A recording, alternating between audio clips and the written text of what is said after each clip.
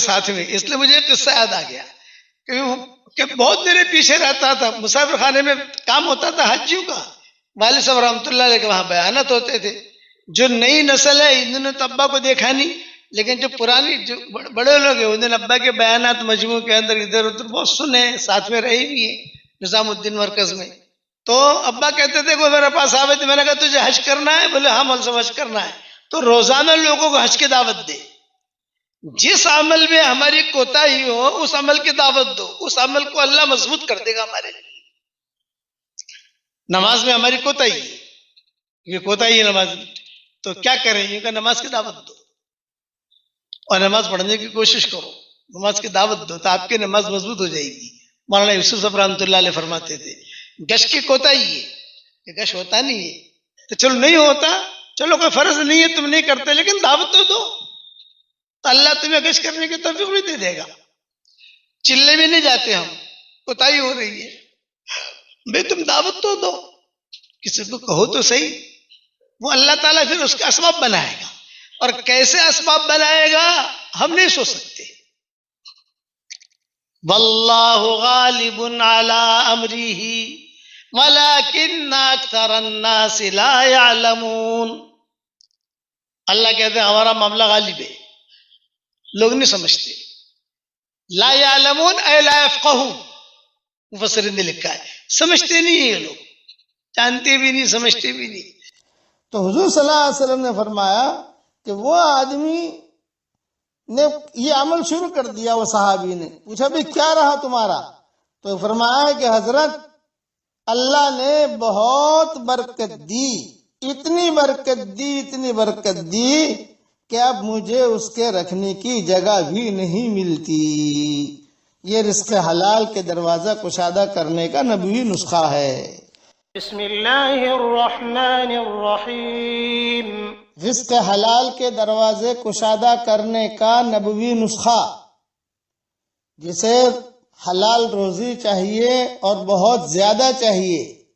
میں نے وعدہ کیا تھا کل کے سبق میں 499 میں کہ حلال روزی اور حلال بھی ہو اور بہت زیادہ ہو، اس کا یہ نبوی نسخہ ہے. پہلے حدیث شریف جو ہے وہ دھیان سے سنیے، میں صرف ترجمہ پڑھتا ہوں، عربی متن نہیں پڑھتا.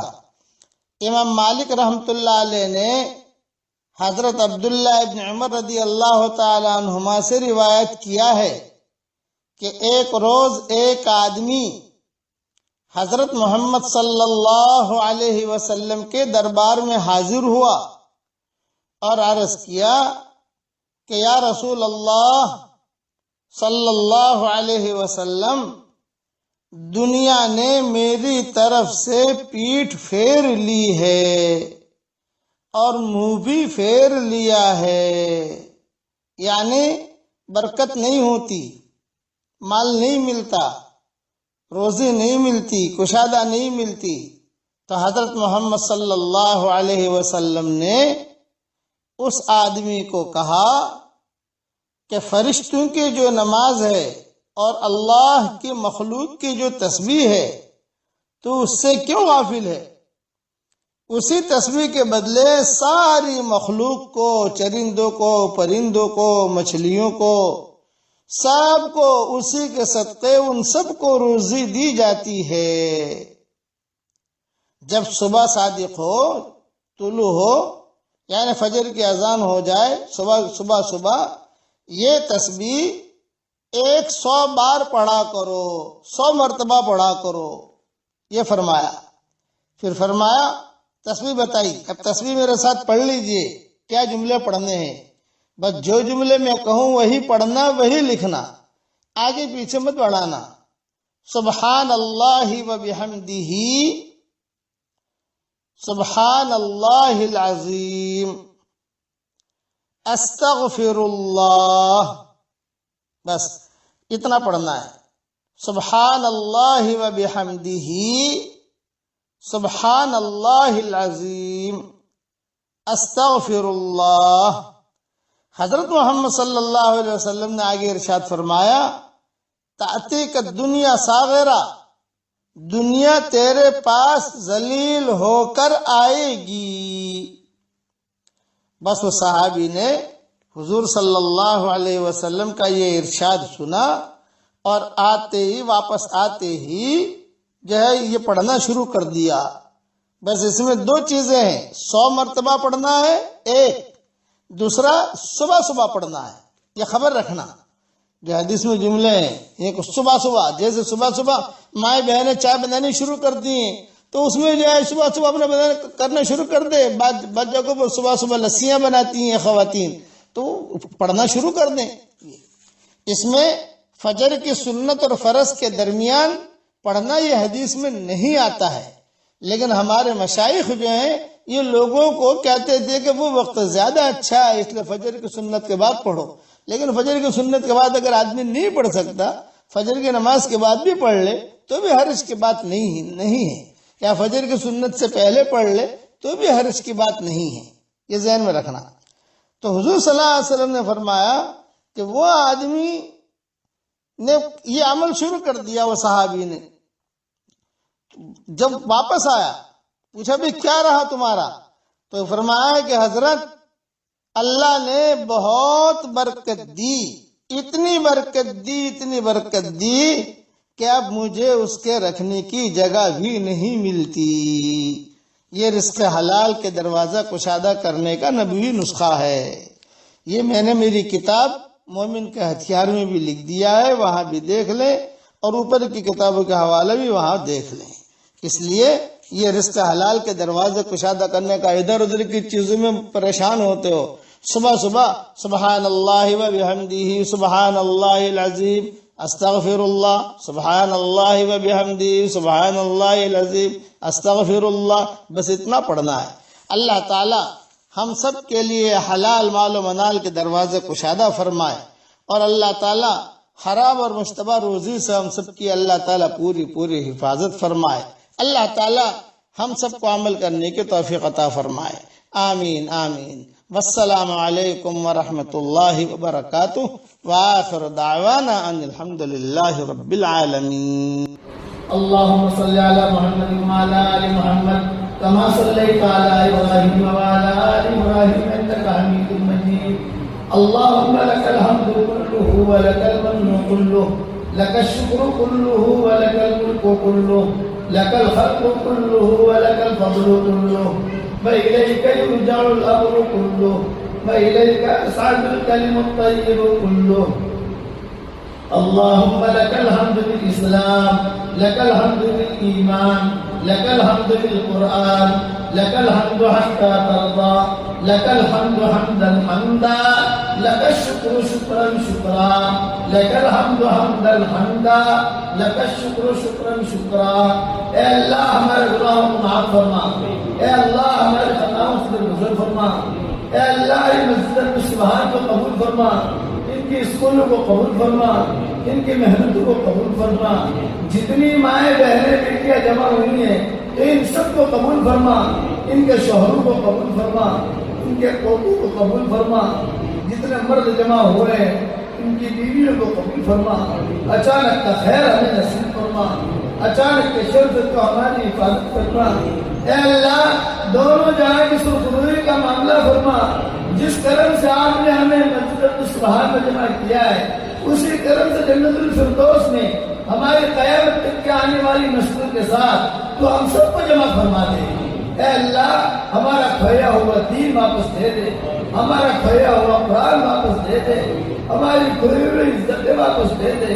اے ہمارے پیارے اللہ، میری تشکیل پر جو روزانہ 313 مرتبہ سورہ اخلاص پڑھے اور 313 مرتبہ درود شریف پڑھے اور 313 مرتبہ استغفار پڑھے اور روزانہ 1 مرتبہ سورہ فاتحہ پڑھے بسم اللہ الرحمن الرحیم کے ساتھ، اے اللہ اس کی ساری دعاؤں کو قبول فرما، اس کی ساری پریشانیوں کو دور فرما اور اس کو دنیا میں بھی جنت دے، مرنے کے بعد بھی جنت دے.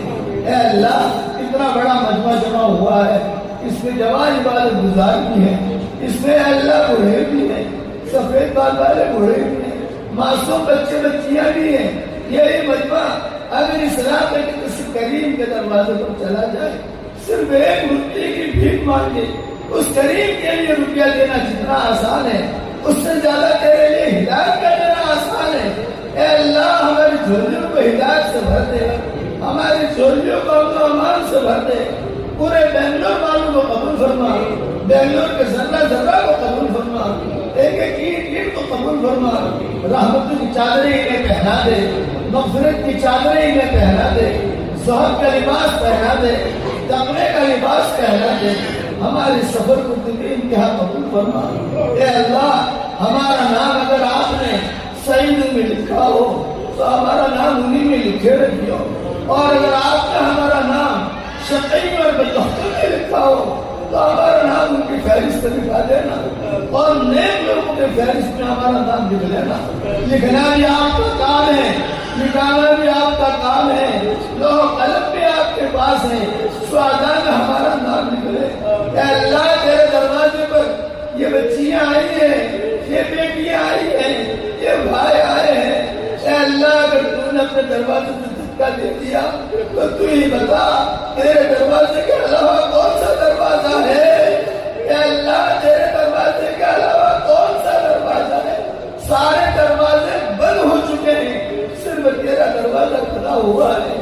اے اللہ ہمیں محروم نہ فرما، لا تجعلنا شقیا ولا محروما، اے اللہ ہمیں شقی مت بنا، ہمیں محروم مت بنا۔ ان بیٹیوں کو قبول فرما، ان بچیوں کو قبول فرما، ان کے شوہروں کو قبول فرما، پوتے پوتیوں کو قبول فرما، نواز نوازیوں کو قبول فرما۔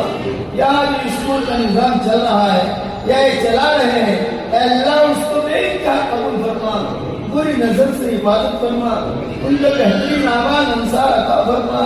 اے اللہ ہمیں مانگنا نہیں آتا مگر تجھے دینا تو آتا ہے، اپنے کرم سے ہمیں عطا فرما دے۔ اس مجلس میں سے اٹھ کر ہم جب گھروں پر جا رہے ہوں، تیرے آسمان پر اعلان ہو رہا ہو، کھڑے ہو جاؤ، تمہارے گناہوں کو نیکیوں سے بدل دیا گیا۔ اے اللہ تیرا کوئی پارٹنر نہیں ہے، تیرا کوئی شریک نہیں ہے، تیرا چاہ لینا کافی ہے۔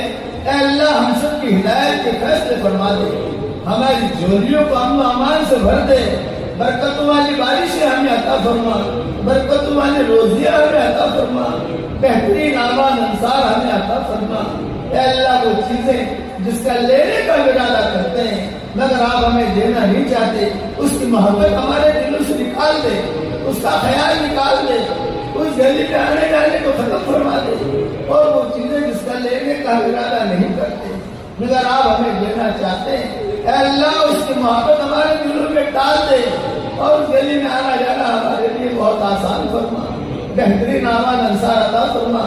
جتنی بیٹیاں جمع ہوئی ہیں اور جتنے بھائی جمع ہوئے ہیں، جتنی مائیں جمع ہوئی ہیں، ہم سب کی قیامت تک کے آنے والی نسلوں کو تو قبول فرما، ہم سب کی قیامت تک کے آنے والی نسلوں کو تو قبول فرما۔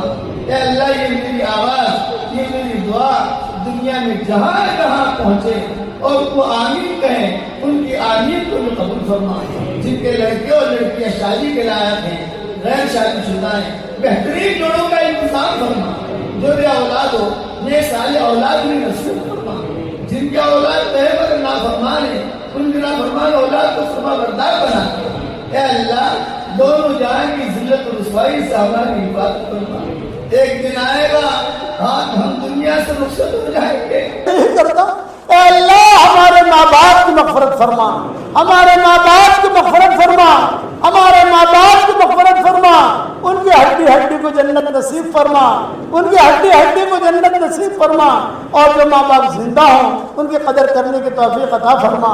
اے اللہ تیرے دین کی خاطر دنیا بھر میں جہاں جہاں جانے میں خیر ہو عافیت کے ساتھ تو ہمیں لے جا، اور جہاں جانے میں شر ہو تو ہماری حفاظت فرما۔ اے اللہ جن کے لڑکے اور لڑکیاں شادی کے لائق ہوں، غیر شادی شدہ ہوں، بہترین جوڑوں کا ان کے لیے انتظام فرما۔ جب یہ اولاد ہوں نیک صالح اولاد انہیں نصیب فرما۔ جن کے اولاد طیب کے نافرمان ہیں ان کے نافرمان اولاد کو فرما بردار بنا دے۔ اے اللہ میری اس دعا پر دنیا بھر میں جہاں کہیں آمین کہی جائے ان کی بھی جائز مرادوں کو پوری فرما، اور اپنے فضل و کرم سے ہماری دعاؤں کو قبول فرما۔ وصلی اللہ تعالی علیہ۔ کیا کس کے دل میں تھا؟ تو اللہ کا جو معاملہ ہوتا ہے وہ دل کے ساتھ ہوتا ہے، اسی لیے حدیث شریف میں آتا ہے کہ اللہ تعالیٰ تمہاری صورتوں کو نہیں دیکھتا، کہ تمہارے مال کو بھی نہیں دیکھتا کتنا مال ہے، لیکن ڈائریکٹ اللہ کی نگاہ انسان کے دل پر جاتی ہے۔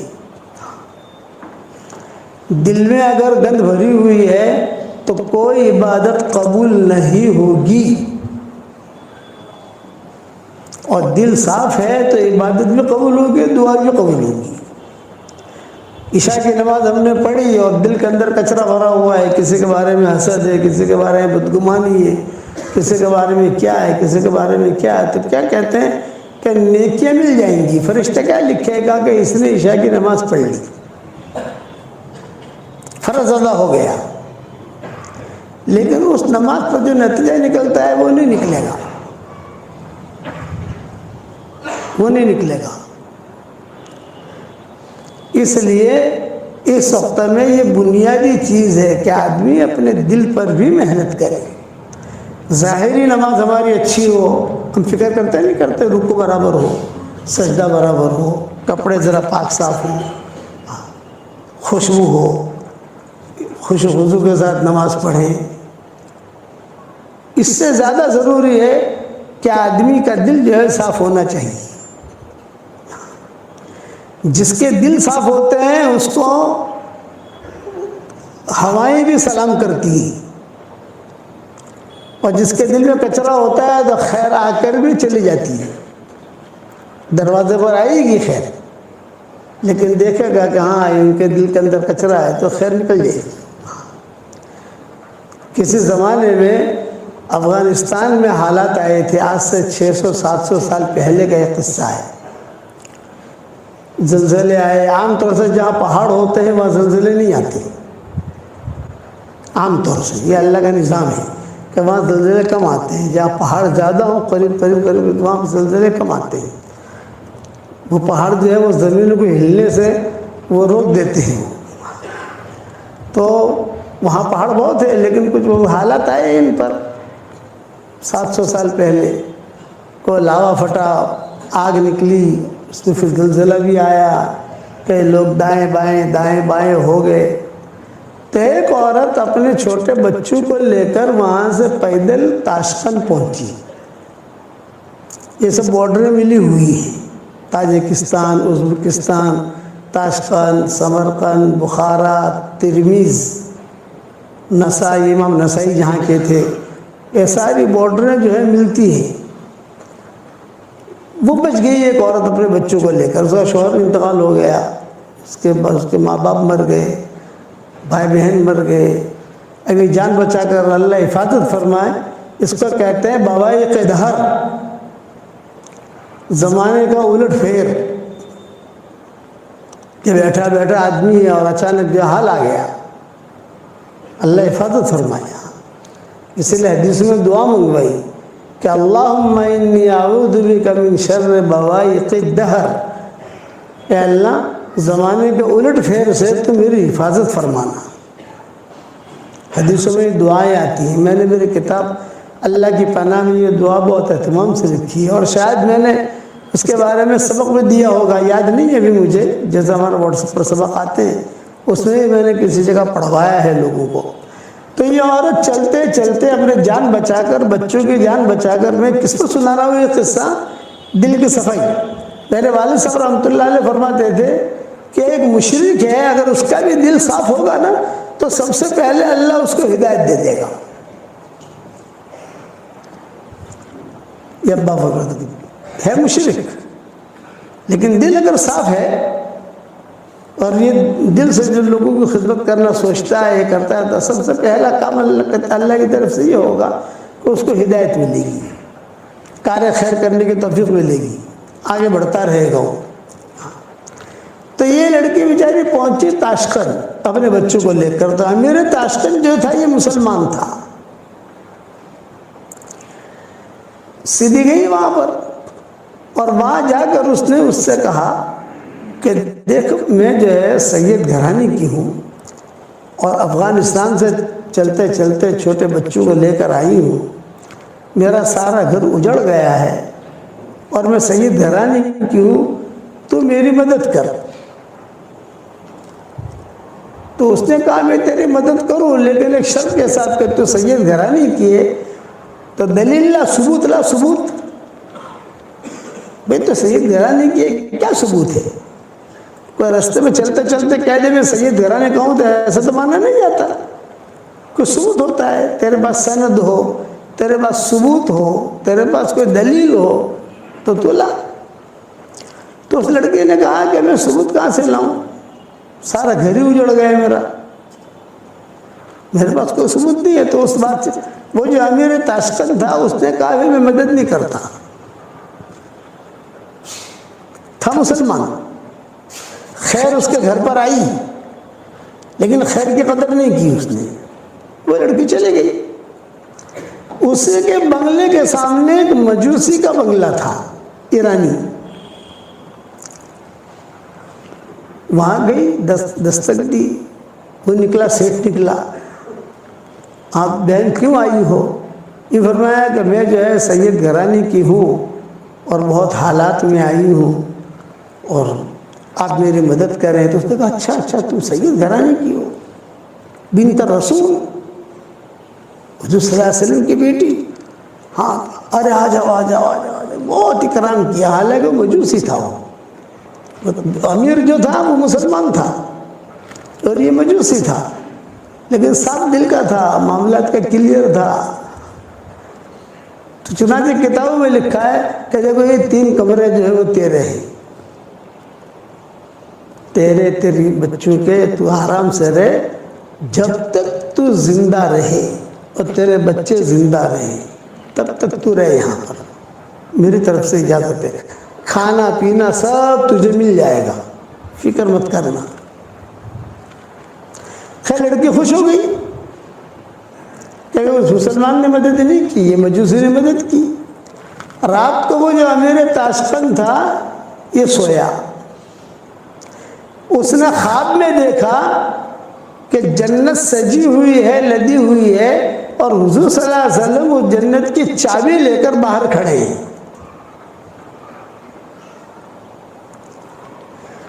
تو یہ امیر تاشقند جو مسلمان تھے گئے، کہا السلام علیکم یا رسول اللہ، آپ نے کہا وعلیکم السلام، تو یہ چابی کس کی ہے جنت کی؟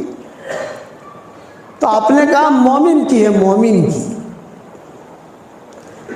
تو اس نے کہا میں بھی مومن ہوں۔ تو آپ نے کہا اچھا تو مومن ہے، دلیل لا، ثبوت لا، ثبوت، سند، کیا دلیل ہے کہ تو مومن ہے؟ جب آپ نے اتنا جملہ کہا خواب میں کہ تم دلیل لا، ثبوت لا، سند لا، وہ سمجھ گیا۔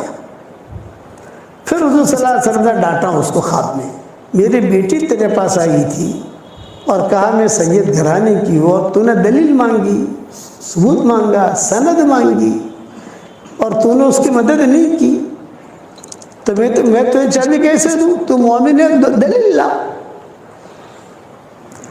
خیر وہ حضور نے جب ڈانٹا تو وہ گھبرا کر کھڑا ہو گیا، خواب اس کا پورا ہو گیا۔ اسے پتا تھا کہ یہ لڑکی گئی ہے مجوسی کے یہاں، سیدھا گیا یہ مجوسی کے یہاں اور کہا آن الملک، میں بادشاہ ہوں، یعنی یہاں کا امیر تو میں ہوں، وہ لڑکی جو تمہارے پاس آئی ہے وہاں، یہی بات کہی، یعنی ہماری سنائی نہیں، وہ تو بڑا آدمی ہے۔ تو ساتھیوں نے کہا جو تم نے بات کہی ہے وہی بات تقی صاحب نے فلاں جگہ کہی۔ ایک چیز دیکھی میں نے وہاں کہ دل بہت صاف، اس لیے میرا یہ جملہ آپ گھر جا کر بھی تھوڑا سا سوچنا کہ مولوی صاحب نے کیا کہا ہے۔ ہر کام آسان ہے، دل کو صاف رکھنا مشکل ہے، اور اللہ کی جو مدد آتی ہے وہ دل کی صفائی کے ساتھ آتی ہے۔ انما یتقبل اللہ من المتقین، دل صاف ہوگا تو خیر سلام کریں گی آپ کو، جیسے مجوسی کو بھی اللہ نے ہدایت دے دی، دل صاف تھا اس کا، ہدایت مل گئی اس کو۔ اور جو مسلمان تھا بادشاہ اور جس کا تعلق بھی بڑے بڑے لوگوں سے، لیکن دل میں کچرا بھرا ہوا تھا، تو اللہ نے اسے محروم کر دیا۔ پوری سیرت میں آپ کو یہ قصے ملیں گے، پوری سیرت میں۔ تو طفیل ابن عمرو الدوسی تھے، ان کا دل بہت صاف تھا، بہت بڑے شاعر تھے، قبیلے بنی دوس۔ حضرت ابو ہریرہ اسی قبیلے کی تھی رضی اللہ تعالیٰ عنہ۔ یہ جب مکہ مکرمہ آئے تو مکہ مکرمہ یہ آئے حضور صلی اللہ علیہ وسلم سے ملنے نہیں آئے تھے، جیسے مشرکین مکہ آتے تھے مکہ مکرمہ عمرے کے لیے آتے تھے، طواف کرتے تھے، شرابیں پیتے تھے اور آ کر وہاں زمزم کا پانی پیتے تھے، اپنے اعتبار سے دعائیں مانگتے تھے کہ چلے جاتے تھے، وہ اس اعتبار سے آئے تھے طفیل بن عمرو الدوسی۔ تو مشرکین مکہ کو پتہ چلا کہ طفیل آئے ہیں، طفیل آئے ہیں۔ بہت ہمارے علامہ اقبال کے سب معروف ہیں کہ علامہ اقبال کے اشعار، علامہ اقبال ویسے ہی طفیل بن عمرو الدوسی تھے، عربوں میں اچھے اچھے اشعار پڑھتے تھے تو لوگ جو ہے وہ جھوم جاتے تھے، بڑے بڑے اچھے اشعار پڑھے، بہت اچھے اشعار پڑھے، اور پڑھو اور پڑھو اور پڑھو۔ یہ طفیل بن عمرو الدوسی دل کے صاف، دل میں کوئی کچرا نہیں۔ یہ جب مکہ مکرمہ پہنچے تو مشرکین مکہ نے دیکھا کہ ارے طفیل آئے، طفیل اتنا بڑا آدمی آیا ہے، بہت لبیب، ان کو کہتے تھے طفیل بن عمرو الدوسی کان شاعرا کان لبیبا، یہ ان کا نام تھا، کان شاعرا کان لبیبا۔ لبیب کا مطلب یہ بہت زیادہ عقل مند، معمولی اشارہ بھی سمجھ لے۔ تو مشرکین مکہ نے ان کو گھیر لیا اور گھیر کر یوں کہا کہ طفیل تم یہاں مکہ میں آئے ہو، لیکن تمہیں پتہ چلنا چاہیے ایک آدمی ہے جس کا نام محمد احمد ہے، وہ اپنے آپ کو کہتا ہے میں اللہ کا نبی ہوں، تو تم جو ہے اس کی بات مت سننا، اس کی بات میں اتنا جادو ہے کہ تمہارے شہر میں جادو نہیں ہے، تم جو اشعار پڑھتے ہو اشعار میں جادو نہیں ہے، بس اس کی بات تمہارے کان میں نہ پڑے۔ خوفنی، حدیث کو جملہ خوفنی، ڈرایا مجھے، بہت ڈرایا بہت ڈرایا، اور میں ڈر بھی گیا۔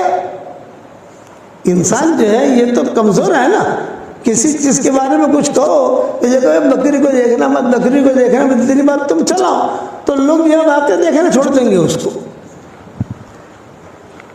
انسان اثر لیتا ہے، جنات اثر نہیں لیتا۔ انسان جلد باز ہے، جنات جلد باز نہیں ہے۔ انسان جھگڑالو ہے، جنات جو جھگڑالو نہیں ہے۔ اسی لیے قرآن میں کہا وَكَانَ الْإِنسَانُ أَكْثَرَ شَيْءٍ جَدَلًا، انسان جھگڑالو۔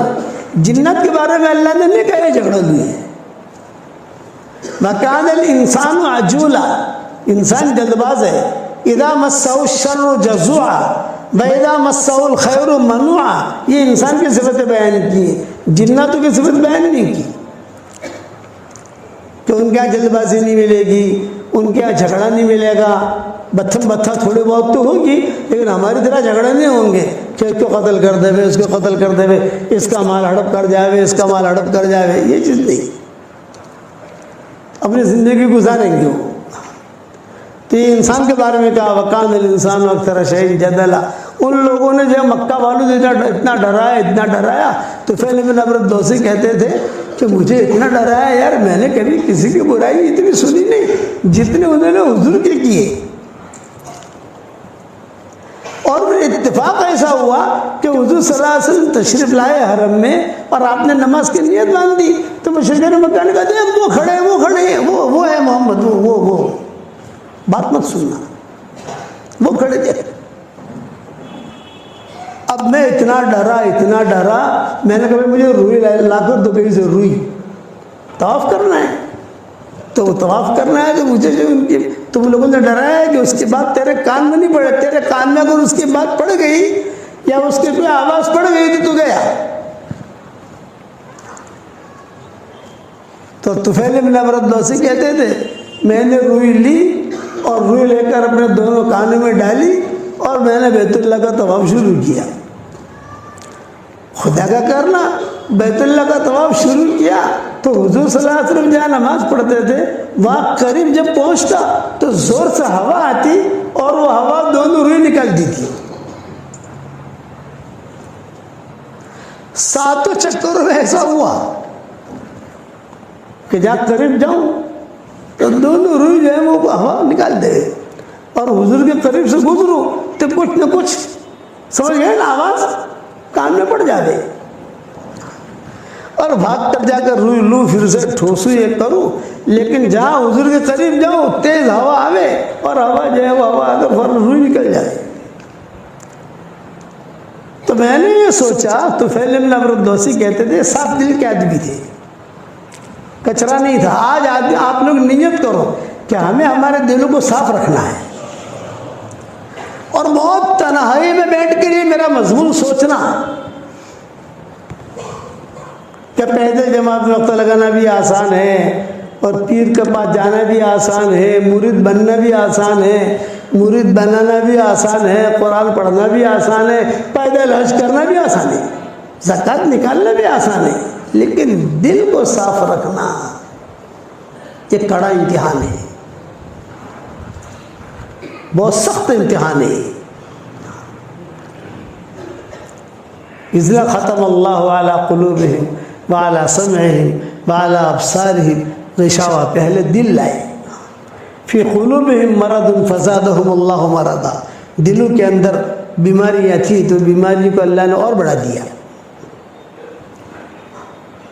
تو طفیل بن عمرو الدوسی کہتے تھے میں نے جب توب پورا کر لیا تو میرے دل میں یہ بات آئی کہ یار طفیل تو بہت بڑا شاعر ہے, لبیب ہے, سمجھدار ہے, ذرا محمد سے بات تو کرو.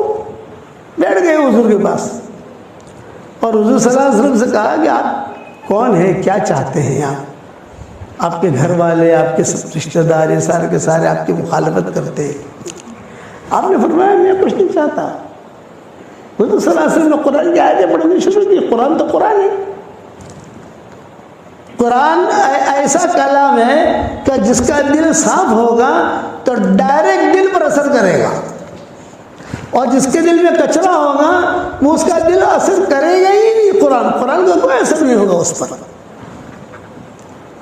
اسی لیے حضور صلی اللہ علیہ وسلم دعا مانگتے تھے کہ اللہم طہر قلبی من النفاق, اے اللہ میرے دل کو تو پاک کر نفاق سے.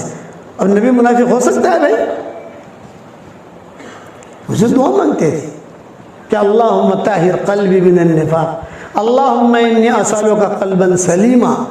آپ نے فرمایا جب لوگ مال بہت جمع کریں نا, یہ صحیح حدیث میں آتا ہے, سورت میں آج کل مال بہت آ رہا ہے نا بھائی, ارے ہاں تو کہو یار, کتنا ہم کو بھی تو انداز لگتا ہے. ہم گلی میں داخل ہوتے ہیں سمجھ جاتے ہیں کتنا اوپر جا رہا ہے کتنا نیچے آ رہا ہے, سارے دنیا میں جاتے ہیں. تو جب مال لوگ بہت جمع کریں تو اللہ تعالیٰ سے دل کی صفائی مانگو. اللہم انی اسألک قلبا سلیما, لمبی حدیث ہے, اس کا ایک ٹکڑا میں نے کہہ دیا کہ اللہم انی اسألک قلبا سلیما الا من اتى اللہ بقلب سلیم. قرآن نے اذ جاء ربہ بقلب سلیم.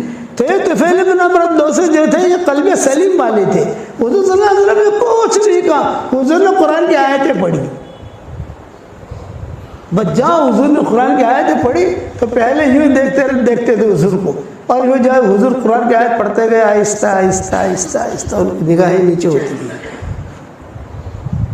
یہ پہلے پاؤں پھیلا کر بیٹھے تھے, بعد میں پاؤں جو ہے سکڑ لیے.